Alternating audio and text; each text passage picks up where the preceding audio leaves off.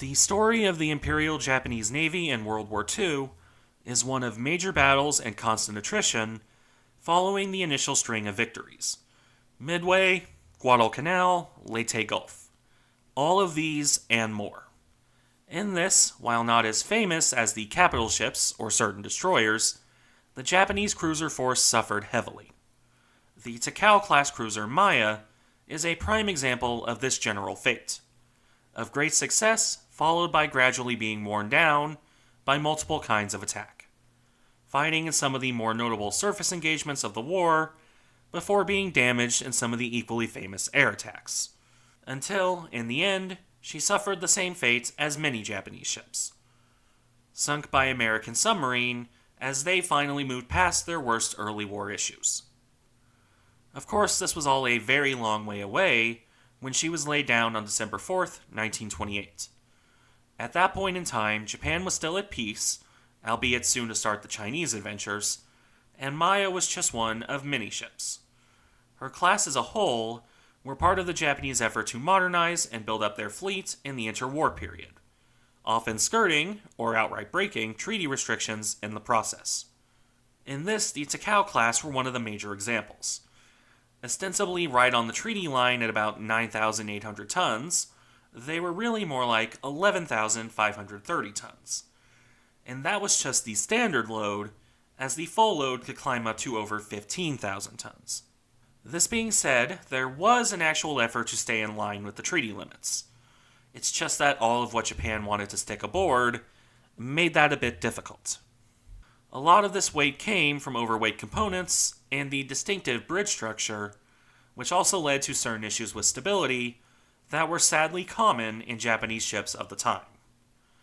Still, overweight or not, the design was a capable one and would prove remarkably tough in actual service. Equipped with 10 20cm 8-inch guns and 5 twin turrets, these were heavily armed ships, albeit in a somewhat inefficient layout.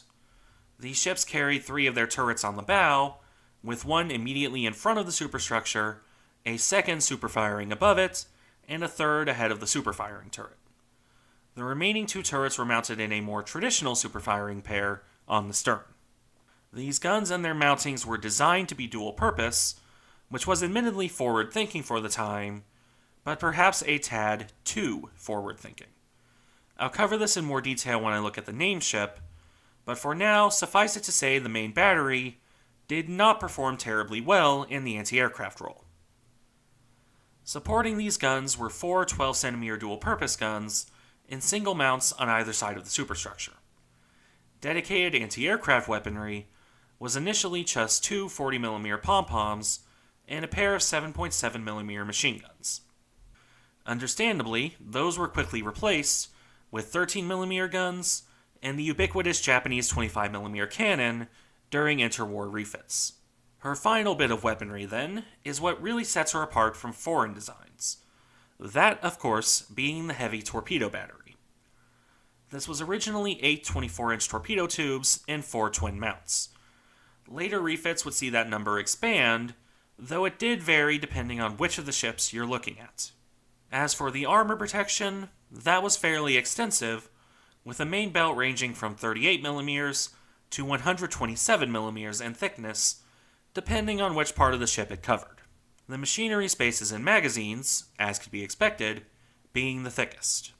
And to round things off, in typically Japanese style, these were speedy ships being intended for 34 to 35.5 knots on 132,000 shaft horsepower.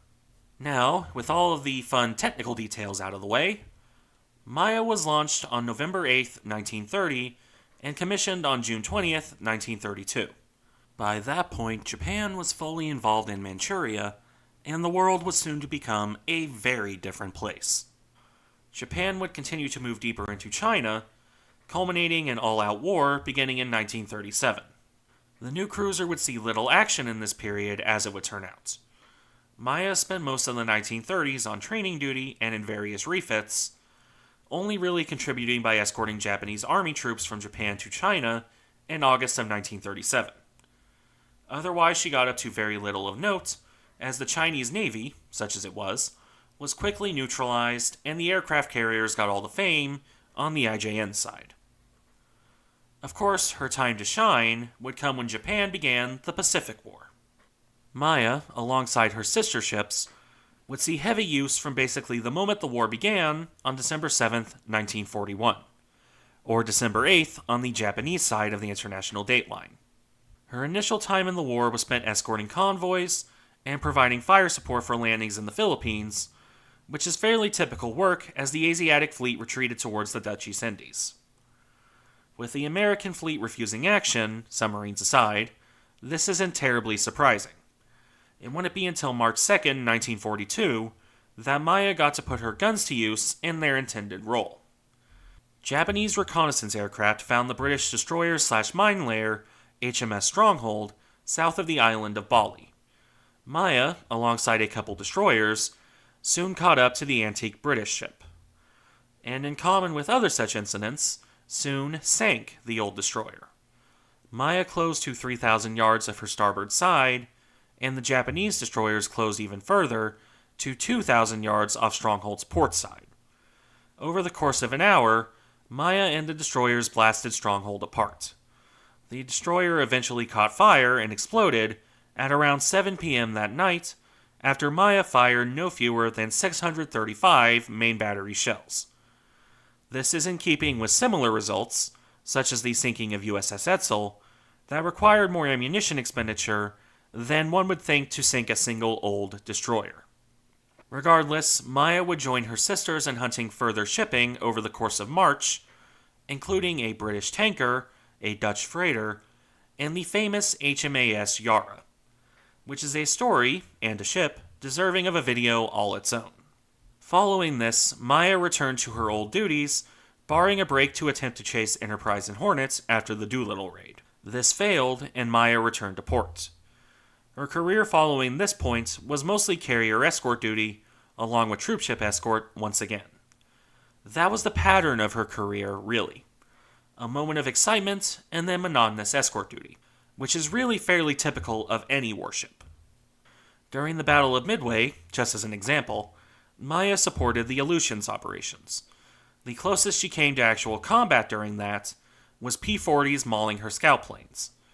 Nor would she see any real action during the Battle of the Eastern Solomons in August of 1942. That being said, she did get to be part of the first bombardment of Henderson Field on the night of October 1st, 1942. In that, Maya fired 450 shells from her main battery, a mix of incendiary and armor-piercing shells. Thus would begin a long set of bombardments of that airfield, from destroyers to cruisers, all the way up to the Congo class. Following another bombardment operation on November 14th, Maya would take her first bit of real damage of the war. Aircraft from USS Enterprise and the Cactus Air Force on Guadalcanal attacked the cruiser and her consorts, sinking one of the Japanese cruisers. As for Maya herself, she was attacked by a pair of SBD dive bombers. The actual bombs would end up missing the ship, causing no damage. However, one of the Dauntlesses came too low and clipped Maya's mainmast. This sent the plane crashing into her superstructure, which did cause notable damage.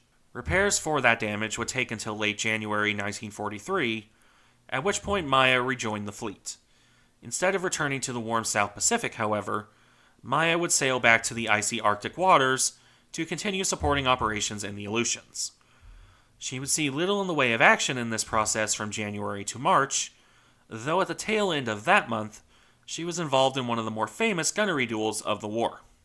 That was the Battle of the Komandorsky Islands on March 26, 1943. In this battle, Maya launched her spotting planes and fired off her torpedoes, but she scored no hits. In return, she would be damaged during the battle, which saw the Japanese aborting the resupply mission that they had been undertaking. The damage to Maya, at least, was not severe, as repairs in Japan over the course of April saw her return to action. Well, she returned to service, though this saw her on escort duty once again, as the Japanese evacuated the Aleutians. It would only be in September of 1943 that she returned to a more active theater of the war, sailing back to the warmer Central and South Pacific. Alas, this return to action would prove to be short-lived.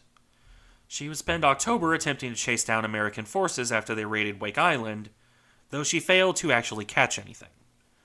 And then, come November 5th, she was present for the American attack on Rabaul. Dauntlesses from USS Saratoga dove on Maya during this attack, sending a bomb right through her number 3 engine room. This started a major fire and killed 70 of her crew. Understandably, she was pulled back for yet more repairs after taking this hit. During her return to Japan, she escorted a carrier group and managed to avoid damage from no fewer than 3 different submarines attacking the formation. Once safely back in Japan, come late December, Maya was taken in for not just repairs, but a major refit. This saw her number 3 main battery turret, the one just ahead of her bridge, removed and replaced by a heavier anti-aircraft battery to turn her into an anti-aircraft cruiser. Or the best that Japan could do in that regard, in any case. This saw, again, the removal of a main battery turret. In its place, Maya had 2 twin 127mm 5-inch gun mounts fitted, along with triple 25mm mounts. Furthermore, her old 12cm guns were removed, along with the original torpedo tubes. These were replaced with further 127mm and 25mm guns, along with 13.2mm machine guns. All of this brought her total anti-aircraft battery to 12 127mm guns and 6 twin mounts, 48 25mm cannon and 13 triple and 9 single mounts, and 36 13.2mm machine guns and single mounts. All of which sounds very impressive on paper, but the issues with Japanese anti-aircraft guns are well known, especially in regards to the 25mm cannon. Regardless, in addition to the new guns, she was also fitted with 4 new quadruple torpedo tubes, which gave her a total of 16 long-lance torpedoes, which is a frightening amount of torpedoes for any ship. This refit would last until April 1944, at which point she rejoined the fleet, evidently carrying a monkey that was donated to the ship by a zoo, which I'm led to believe the crew caring for taught to salute the senior officers. I can only imagine how much that annoyed the aforementioned officers. Monkey or not, Maya spent her return to service back on escort duty. She would remain on that duty through the Battle of the Philippine Sea, suffering some damaging near misses on June 20th, 1944. This caused a 2-degree list to port, and required, as you can probably guess, more repairs in Japan. By the middle of July, she was back at sea, though she wouldn't see any more action until the Battle of Leyte Gulf in October. In this, Maya would prove to be distinctly unlucky. For all of her improved anti-aircraft battery, for all of her previous luck at dodging submarines, she would end up falling victim to American torpedo attack. Alongside 2 of her sisters, Atago and Takao, Maya would be subjected to torpedo attack by the USS Darter and the USS Dace. Darter hit Maya's sisters, while Dace would hit Maya with 4 torpedoes on October 23, 1944. One hit in her forward chain locker, the second hit opposite her number 1 gun turret, while the third hit her number 7 boiler room. The final torpedo hit her aft engine room. The combination of the 4 hits sank the cruiser within 5 minutes, taking 336 of her crew down with her. Thus it was that Maya, refit to protect against attack from the air, was sunk from an attack beneath the sea. There's a certain irony to that. As for her wreck, that would be found on April 19, 2019. RV Petrol, during their spree of ship discoveries, found Maya at a depth of around 1,850 meters, or 6,070 feet. She rests upright, with the tip of her bow broken off and resting nearby. In common with a lot of other deepwater Pacific War wrecks, Maya is in remarkably good condition, with all of her gun turrets still in place and her bridge structure intact. We can be sure it is Maya, by the way, and not the Atago which sank nearby, because of the missing third turret and some differences in bridge structure. Thank you for watching. Remember to like, comment, and subscribe if you enjoy the content, and I'll see you in the next one.